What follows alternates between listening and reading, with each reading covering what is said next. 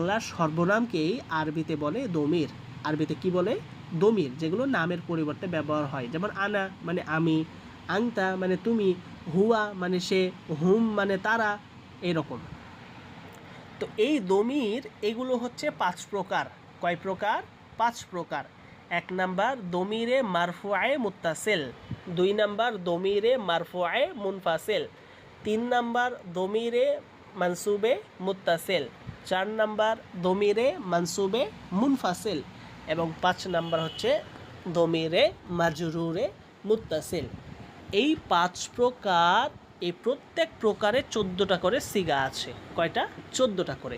তাহলে 5 প্রকারে 5 14 70টা সিগা আছে। তাহলে দমিরে মোট এই 70টা সিগা নিয়ে আলোচনা করবে। আচ্ছা, তাহলে প্রথম প্রকার যে দমির সেটা কি? দমিরে মারফুআয়ে মুত্তাসিল। তাহলে যে দমির সমূহ ফেলের সাথে মিলিত হয় এবং ওই ফেলের ফাইল হয়। তাহলে যেই দমির সমূহ ফেলের সাথে মিলিত হবে এবং ফেলের সাথে মিলিত হবে ওই ফেলেরই ফাইল হবে, সেগুলোকে বলা হয় দমিরে মারফুআয়ে মুত্তাসিল। যেমন এখানে উদাহরণে বলছে দরবা, দরবা, দরবু, দরবাত, দরবাতা, দরবানা। এই যে এর মধ্যে যে জমিরগুলো আছে, এই দমিরগুলোই হচ্ছে দমিরে মারফুআয়ে মুত্তাসিল। মানে কি? যেগুলো ফেলের সাথে মিলিত হবে এবং ওই ফেলের কি হবে? ফাইল হবে। এগুলোকে বলা হয় জমিরে মারফুয়ে মুত্তাসিল। 2 নাম্বার যে জমির সমূহ সেগুলোকে কি বলে? জমিরে মারফুআয়ে মুনফাসিল। মানে যেই জমির সমূহ কোনো কালেমার সাথে মিলিত হবে না, একা একাই থাকবে, বরং নিজেই একটি পরিপূর্ণ কালেমা হবে। নিজে একটি কি হবে? পরিপূর্ণ কালেমা হবে, কারোর সাথে মিলবে না, একা একাই কালেমা হবে।